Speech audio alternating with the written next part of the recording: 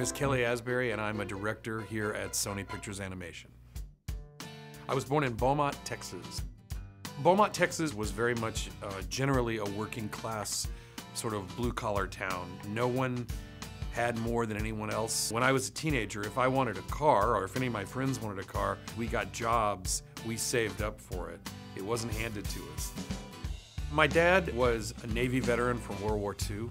My dad was an interesting character. He was an amateur magician, he could juggle, he could walk on stilts, he could ride a unicycle. He was all these very odd things. One of the games my dad and I would do is we would make up stories and we would sort of compete and draw pictures to tell that story.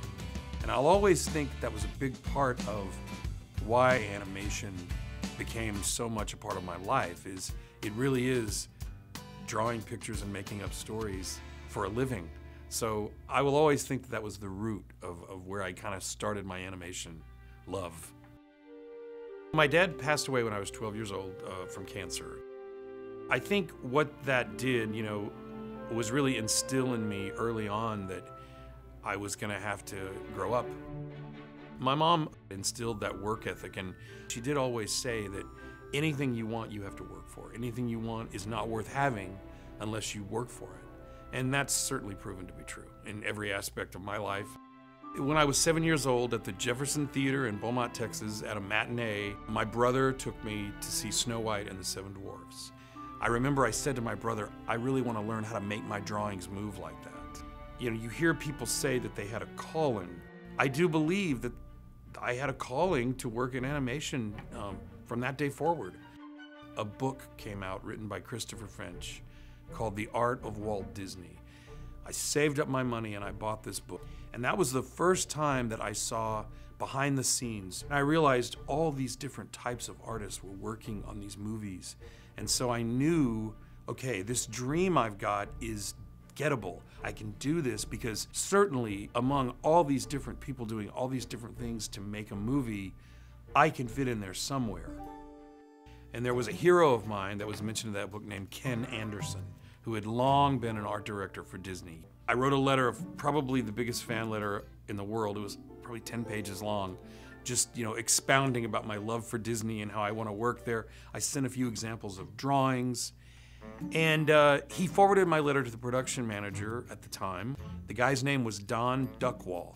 I never met Don Duckwall, but when I got the letter back, I thought it was some sort of gag. I thought, there's a guy named Donald Duckwall that works at Disney? It turns out he was an actual real person. He wrote me back a very nice letter, and he told me, here's how someone your age can nurture their talents to get into our studio and become a member of our staff. And he told me about a place called California Institute of the Arts. I spent the next 3 years focusing on getting in Cal Arts. It took me 3 tries. I went to a local university in Beaumont, Texas, called Lamar University. I really went there to develop a portfolio to continually submit to Cal Arts. And I was fortunate enough to meet an art professor there named Jerry Newman, Dr. Jerry Newman, who was a very well-respected artist regionally in Texas and Louisiana. A very intimidating guy. But I came to him and I showed him my work and I told him my goal of working in the animation business, and I gave him the whole story. And he said, okay, look, I can help you with this. He really, really researched what sort of artwork they were looking for. And one day he gave me 5 100-page sketchbooks that were empty. And he said, take these sketchbooks and take this crop of pens and go to the zoo, and go to football games, and go to ballets, and watch your dog at home, whatever you have to do, but fill up 1 drawing on every page of these, that's 500 drawings, on every page of these sketchbooks. Simple, linear, gestural drawings.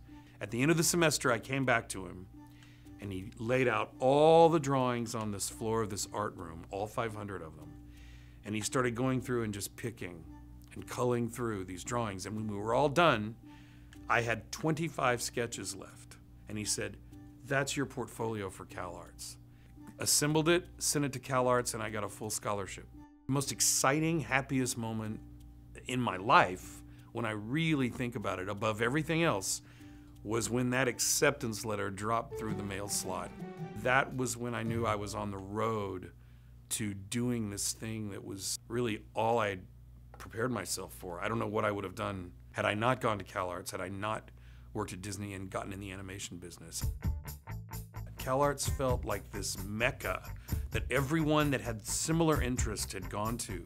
And prior to that, I was in Beaumont, Texas, and I was the only one I could find that knew anything about animation. And then suddenly I meet all these people who are just like me. You suddenly realize, A, you're not alone in this world, and B, you're not so special.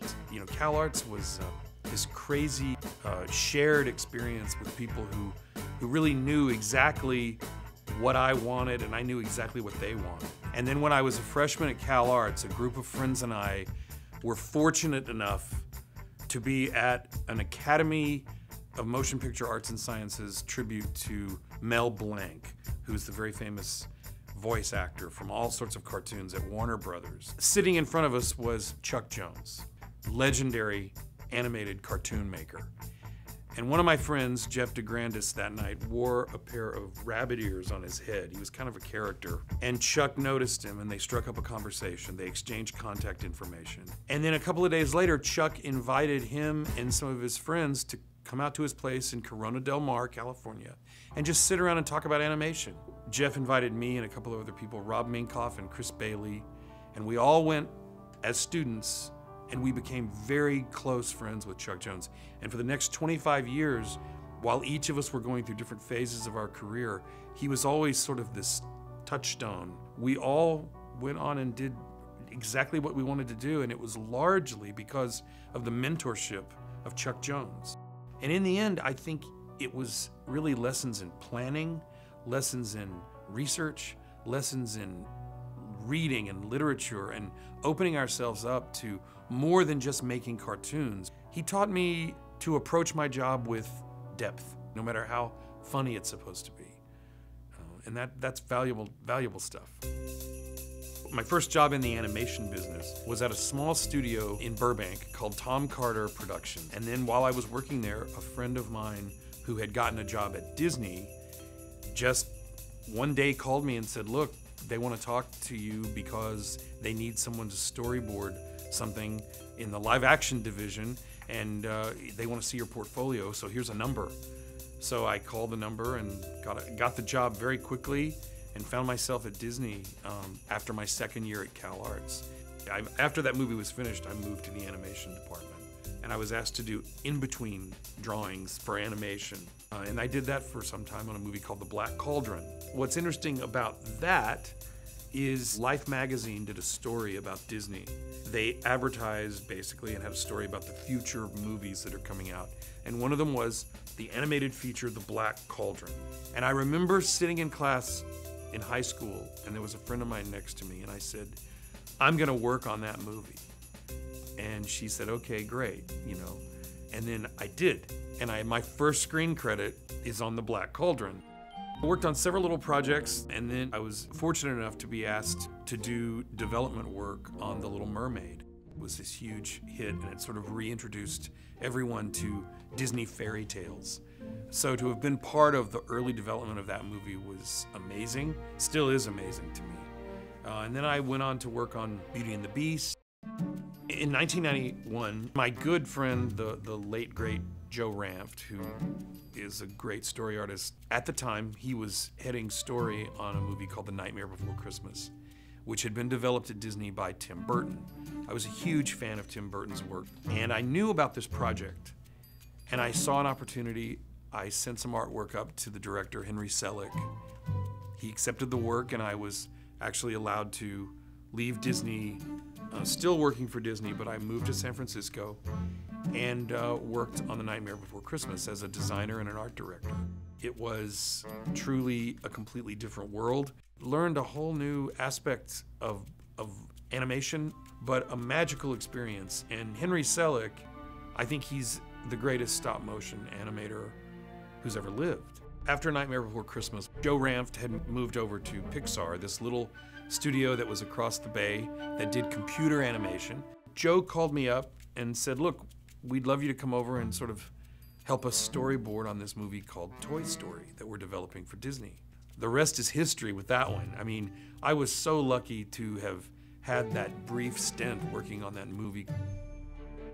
So I went on to work on James and the Giant Peach with Joe, another wonderful experience working with Henry. And around the time that James and the Giant Peach completed, word sprang out that Jeffrey Katzenberg had departed Disney after finishing The Lion King, and that he and Steven Spielberg and David Geffen were starting a new company called DreamWorks.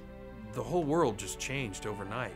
I chose to go to DreamWorks, and I was head of story along with Lorna Cook for the first film they made called Prince of Egypt. And I'll always see Prince of Egypt as this sort of great, grand experiment.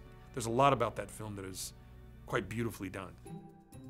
When I started at DreamWorks, I let it be known to Jeffrey that I wanted to really be considered for directing possibilities. The first thing he sort of put me in charge of as a director was the early development of a movie called Shrek. Funny story based on a small children's book by William Steig. At the time, Chris Farley from Saturday Night Live had been slated as the voice to play Shrek, and the movie was tailored for him.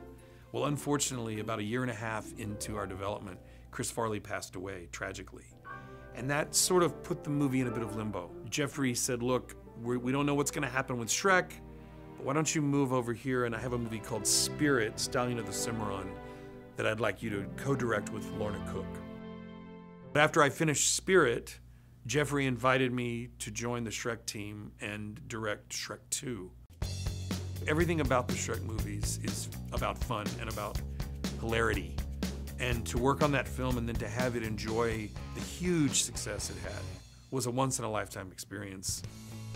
After I finished Shrek 2, my friend Baker Bloodworth, who had been a production manager on Beauty and the Beast all those years earlier, he heard about my availability and he called me and said, I want to talk to you about this movie that is involving Elton John music, garden gnomes, and Shakespeare. And I heard the story called Romeo and Juliet, and I couldn't resist it. I just thought, there's a challenge. Let's see what we can make out of this. Very proud of the movie, worked with incredible people. It's probably the high point of my career in terms of making a film.